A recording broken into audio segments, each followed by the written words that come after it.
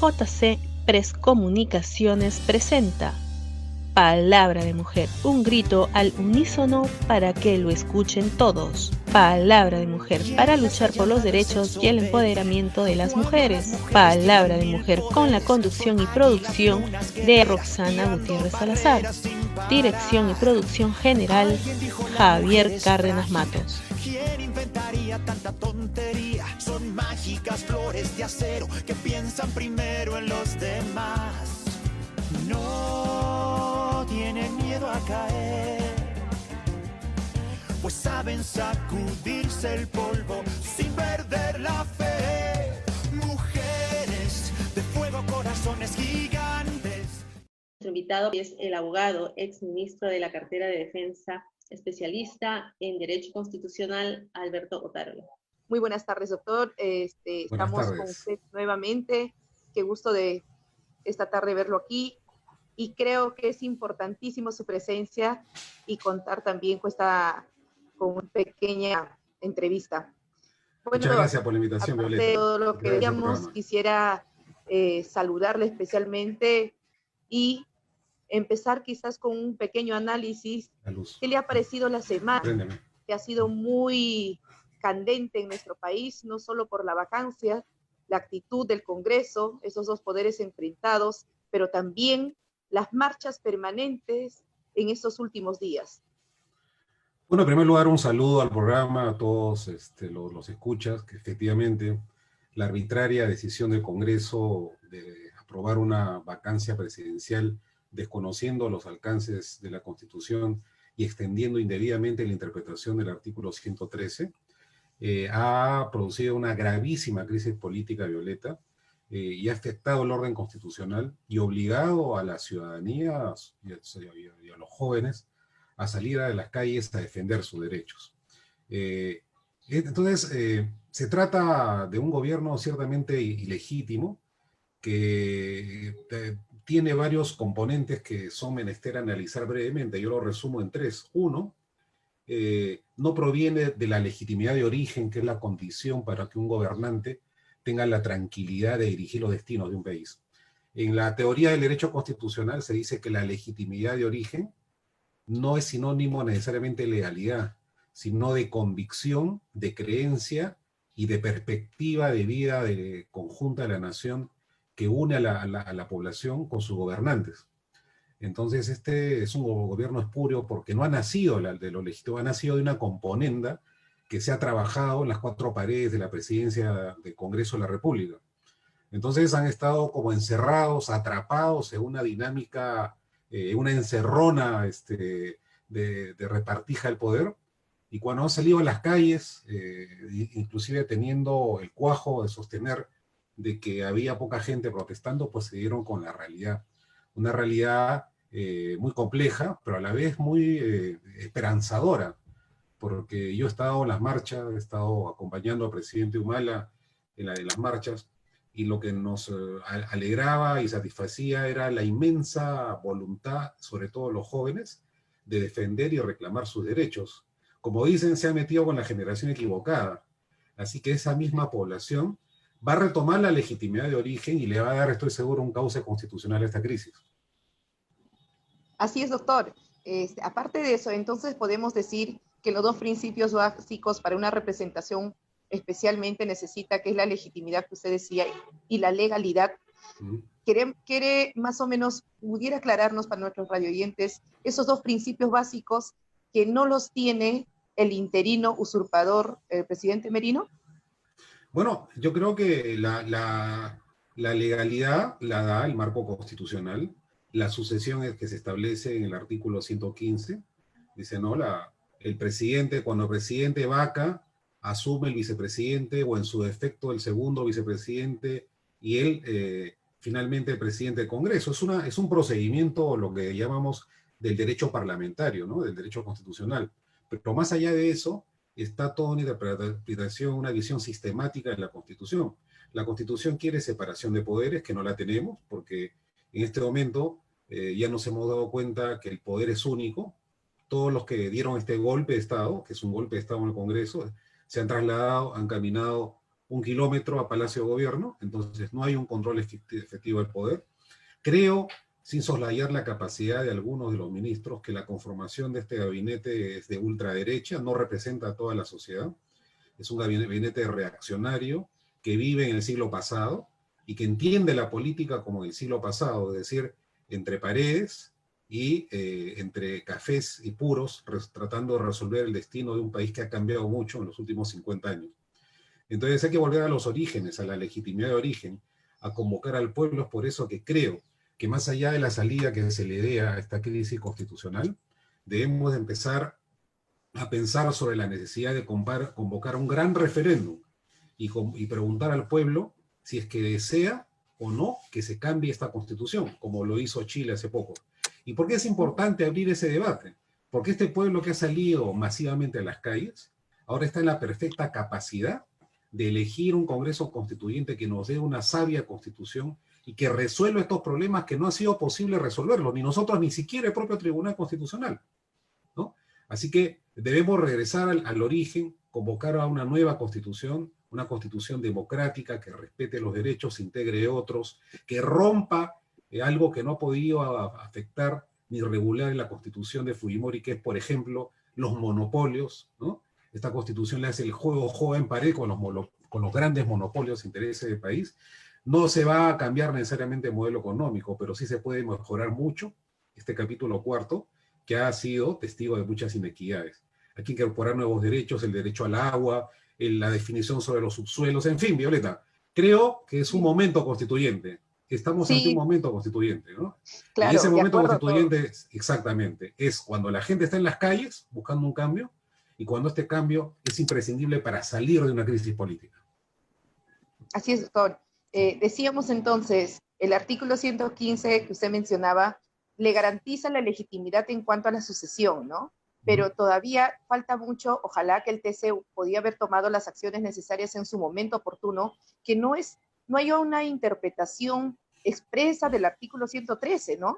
Entonces, la vacancia es legítima, la vacancia es apropiada, además, como usted decía, o simplemente para la lectura para la ciudadanía, como hemos visto en estos últimos días en las marchas, es que simple obedece a una componenda de un grupillo que están tras de los intereses de ese grupo exactamente, ¿no? En cuanto a la educación, la intervención de la educación, quizás traerse abajo la reforma política y otros. Entonces, quisiéramos ver si el artículo 13 ya fue suficiente interpretación mediante el Congreso, o mejor hubieran esperado que lo podía haber hecho el resultado de lo que presentó el presidente Vizcarra, de competencia, ¿no? Una acción de competencia que presentó, debería haber resuelto para que tenga esa expresión, pues, formal y objetiva, ¿no? Mira, Violeta, yo he estudiado este tema, inclusive lo he escrito. Cuando el artículo 113 relata las causales de vacancia, son causales objetivas, es decir, desde la Constitución de 1832 en el Perú, se pensaba, bueno, que el presidente, digamos, no es eterno, puede presentarse algunas causas objetivas que haga necesario declarar que el Congreso declare la vacancia. ¿Cuáles son las causales objetivas? La muerte, la renuncia, ¿no es cierto? Y se decía, ¿y qué pasa si el presidente pierde las facultades psicosomáticas o mentales? ¿Qué pasa si el presidente queda permanentemente incapacitado de manera física, sufre un accidente? Entonces se tiene que vacar y asumir el vicepresidente. Entonces, cuando la Constitución habla de permanente incapacidad moral dentro de las causales objetivas, en realidad el constitucionalismo histórico se refiere a la incapacidad mental, es decir, cuando pierde la capacidad de razonamiento, de raciocinio, y además eso tiene que ser permanente, ¿no? Yo lo interpretaría en este momento, por ejemplo, cuando el presidente no puede tomar decisiones autónomas, eso es declarado, ¿no es cierto?, por un certificado médico expedido por autoridad competente, y dice, no, este señor no puede dirigir el país porque tiene una enfermedad mental, ¿no? A eso esa es la causal objetiva a la que se refiere la Constitución. En cambio, este Congreso y los anteriores, algunos de los anteriores, han entendido que la incapacidad moral permanente es un sometimiento a un acondicionamiento de indignidad, es decir, bueno, pero la indignidad o la calificación moral es muy amplia, es objetiva y lo más arbitrario que pueda haber. Lo que para algunos puede estar mal, para otros puede estar bien. Entonces, para este Congreso ha entendido de que las acusaciones, que dicho sea de paso, son muy serias y deben investigarse con rigor contra el expresidente Vizcarra, calificarían como incapacidad moral. Pero están haciendo mal uso de ese artículo, entonces han utilizado, ¿no es cierto?, esa causal para dar un golpe de Estado, que es cuando sea un golpe de Estado técnicamente cuando se vulnera expresamente el texto expreso de la Constitución, que es lo que ha ocurrido. Entonces tenemos un gobierno ilegal, ilegítimo, y la necesidad de corregir esa interpretación, de aclarar la Constitución y de hacerlo de una manera más pronta, ¿no? Ojalá sea eso, aunque creo que ha tenido que suceder marchas, ha tenido creo que también una carta de la OEA, como para que el TC, ¿no?, pongan la fecha y puedan ver justamente a esa cuestión de confianza que ha presentado, pues, de competencia, perdón, el presidente en su momento del Ejecutivo, y hubiera sido pertinente antes. Entonces quiere decir, doctor, si no fue la expresión natural de ese artículo objetivo, ¿no?, objetivamente, si no ha sido realmente subjetivo, ¿no?, y hacer creer a la población que es legítimo esa vacancia, que en algún momento el TC podría declarar inconstitucional esa vacancia. Bueno, tiene que resolver un conflicto de competencia, es una demanda, cuando se presenta un órgano del Estado, le dice al Tribunal Constitucional, este otro organismo está invadiendo mis competencias. Eso se llama invasión por menoscabo de competencias.